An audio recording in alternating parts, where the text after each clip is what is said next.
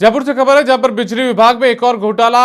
एजी connection के बाद RDSS में करोड़ों का घोटाला हुआ है। जी शेड्यूल की जगह एच शेड्यूल लागू करके ये घोटाला किया गया है। हाइड्रेट शेड्यूल से ठेका कंपनियों को मोटा मुनाफा, मोटा फायदा पहुंचाया गया।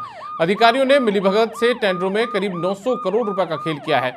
चयती फर्मों को 25% ऊंची दरों पर आरडीएसएस के काम दिए गए हैं, जबकि प्रतिस्पर्धा में 8% बिलों में जारी किए गए हैं काम। तीनों डिस्कॉम में 6,700 करोड़ की राशि के आरडीएसएस टेंडर हुए हैं। सौदेबाजी के बाद ठेका कंपनियों को 7,592 करोड़ जारी करने के आदेश भी हुए हैं। तीनों डिस्कॉम के सभी जिलों में आरडीएसएस का काम एक जैसा है, लेकिन तीनों ही डिस्कॉम मनमर्जी की दरों पर जारी कर रही है कार्यादेश। कई जगह L1 की जगह L2 को भी कार्यादेश जारी किए गए हैं। आरडीएसएस टेंडर्स में तीनों एमडी और सीएमडी की भूमिका संदिग्ध रही है। घोटाले को लेकर केंद्रीय ऊर्जा मंत्रालय तक भी शिकायत पहुंची थी, जिसके बाद मंत्रालय ने तीनों डिस्कॉम से रिपोर्ट भी मांगी है। समाचार प्लस जल्द उजागर करेगा इन करोड़ के घोटाले का सच भी। और ज्यादा जानकारी के साथ में हमारे वरिष्ठ सहयोगी हैं जितेंद्र शर्मा, वो हमारे साथ में जुड़ गए। सीधा उनका रुख करेंगे। जितेंद्र, आपसे समझना चाहेंगे आखिर ये पूरा मामला क्या है जिसको लेकर जो डिस्कॉम है उसकी इतनी खिल्ली उड़ रही है अब? जी बिल्कुल सही कहा दीपक आपने कि ये जो तीनों डिस्कॉम के आरडीएसएस से जुड़े टेंडर का मामला है, एक्चुअली में केंद्र सरकार की एक योजना है जिसके अंदर जो रीऑर्गेनाइजेशन जो स्कीम्स होती है, जिसमें सुदृढ़ीकरण का कार्य किया जाता है बिजली लाइनों का, वो उससे जुड़ा हुआ ये टेंडर है। और करीब 6700 करोड़ के टेंडर से जुड़ा हुआ मामला है। तीनों डिस्कॉम में केंद्र सरकार की ओर से बजट जारी किया गया था, उसी के टेंडर हुए। तो इस टेंडर में पहली बार बिजली कंपनी के अधिकारियों ने ठेका कंपनियों के साथ मिलकर एक बड़ा खेल खेला है। अब तक जो बिजली विभाग में जो कनेक्शन से जुड़े हुए जितने भी टेंडर होते थे या रिनोवेशन से जुड़े हुए जितने भी टेंडर होते थे, वो जी शेड्यूल के आधार पे किए जाते थे, लेकिन पहली बार इन्होंने एच शेड्यूल के आधार पे टेंडर किया। जी शेड्यूल में मार्केट रेट सामने होती है और उसके अकॉर्डिंग ठेकेदारों को प्लस माइनस में रेटें डालनी पड़ती है। लेकिन हाइड जो एच शेड्यूल है, हाइड रेट शेड्यूल, इसमें रेटें सामने नहीं होती है। विभाग ये मानता है कि हमें रेटों की जानकारी नहीं है, ठेकेदार अपने स्तर से, कंपनियां अपने स्तर से रेटें डाले और उसी के अकॉर्डिंग ये रेटें डाल गई।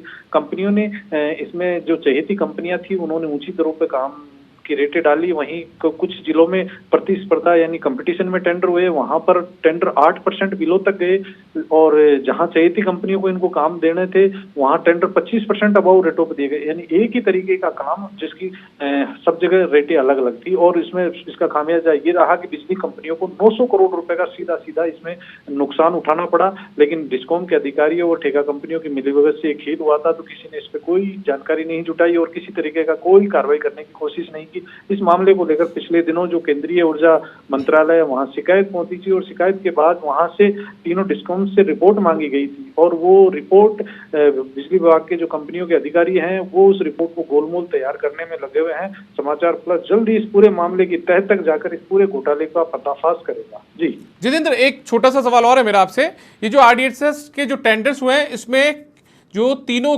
बिजली कंपनियां, उनके एमडी और सीएमडी की भूमिका को लेकर बात की जाए तो संदेह तो उनकी भूमिका पर भी खड़ा जरूर होता है। जी बिल्कुल सही कहा। किसी भी विभाग के जो हेड ऑफ जो अधिकारी होते हैं डिपार्टमेंट के, वो उनकी मिलीभगत के बिना इतना बड़ा जो खेल है वो नीचे के इंजीनियर्स खेल नहीं सकते। तो जब उनके पास इस पूरे मामले की शिकायत पहुंची तो भी उन्होंने इस पर कोई कार्रवाई नहीं की। सबसे बड़ी चीज ये है कि कुछ टेंडर ऐसे भी हुए जहां चहेती कंपनियों को देने के लिए उन्होंने L1 की जगह L2, उनकी जो चहेती कंपनियां थी वो L2 यानी उनकी दरें थोड़ी ज्यादा थी, तो उनको भी इन्होंने L1 की जगह L2 को काम जारी कर दिए। और सबसे बड़ा जो इसमें एक बड़ा खेल हुआ है वो ये हुआ है कि शिकायतों के बाद भी इस टेंडरों में कोई कार्रवाई न करके आनन फानन में जल्दबाजी से टेंडर जारी किए गए और उन फर्मों को काम जारी कर दिया। इससे भी बड़ी चीज और सामने आई है कि इनमें चहेती कंपनियां जो पहले प्रोप्राइटरशिप फर्म थी उनको मतलब प्राइवेट लिमिटेड कंपनियां बताकर उनके एक्सपीरियंस सर्टिफिकेट तैयार किए गए और फर्जी तरीके से उनको काम दिए गए। यह भी मामला जल्द ही समाचार प्लस उजागर करेगा। जी।